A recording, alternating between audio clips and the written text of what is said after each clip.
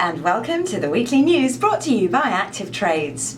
Is the EM recovery set to gather pace in 2016, or do the structural frailties of many economies remain largely unrepaired? Few dispute that 2015 has been a dismal year for the emerging markets. GDP growth has fallen for a sixth consecutive year, as the once dynamic economies that generated the lion's share of global prosperity for more than a decade have stumbled upon harder times. The question, therefore, of how the developing world will fare in 2016 is crucial. Unusually, there is some positive news, with most economists forecasting a slight recovery in average emerging market GDP growth next year. With a recent Goldman Sachs Outlook report for next year entitled EM Finds Its Feet, stating after 6 years of sequentially declining EM growth, our economists expect a pickup with robust growth rates in Mexico and Central and Eastern Europe, specifically Poland and Hungary, and a more mixed picture in Asia. Whilst the International Monetary Fund concurs, seeing a recovery in average EM GDP from a forecast 3.9% this year to 4.5% in 2016. With Forex forecasts focusing largely on policy fallout, what is the outlook for 2016? Currently, strategists drawing up their predictions for 2016 largely agree on some broad themes. That is, the US dollar will get stronger, emerging market currencies will stay weak, and China's renminbi will depreciate gradually, with the key questions being when and by how much.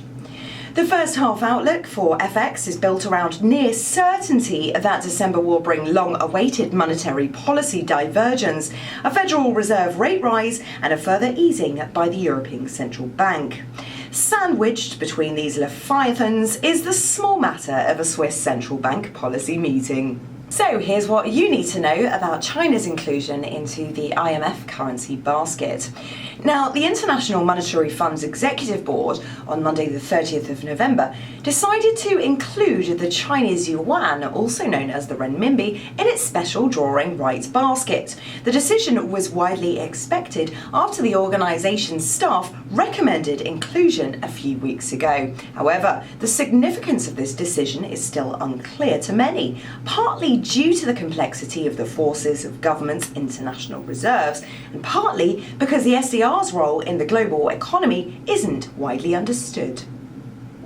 Central banks are forging the path for markets, so will the ECB and Fed deliver. Two of the world's most powerful central banks are holding crucial meetings this month, and the prospect of a further divergence in policy between the US and Eurozone has already moved markets. And now a look at the weekly forecast. And Thursday, December the 10th, sees the Swiss National Bank LIBOR (SNB) interest rates, or the LIBOR 3-month rate. SNB governing board members come to a consensus on where to set the target range for the rate. The SNB usually announces a target range for LIBOR, and the midpoint is considered the target rate unless specifically stated otherwise. As well as the SNB chairman and governing board members' interest rate media conference, the primary tool the SNB governing board uses to communicate with investors about monetary policy.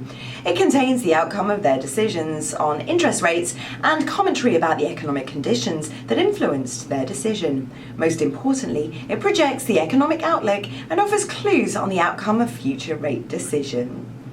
The UK Bank of England, the BOE, official bank rate, and the Monetary Policy Committee summary, the MPC. Now, among the primary tools the MPC uses to communicate with investors about monetary policy, it also contains the outcome of their vote on interest rates and other policy measures, along with commentary about the economic conditions that influence their votes. Then on Friday, December the 11th, the European Central Bank, the ECB, long-term refinancing option, the LTRO. It's the total value of money the ECB will create and use to loan to the Eurozone banks. Loans will be made at the Eurozone refinancing interest rate, maturing in September 2018. The value of the loans will be determined by demand from commercial banks, which provides liquidity to banks, which usually leads to lower long-term interest rates and stimulates growth. And that's it for this time. See you again next week.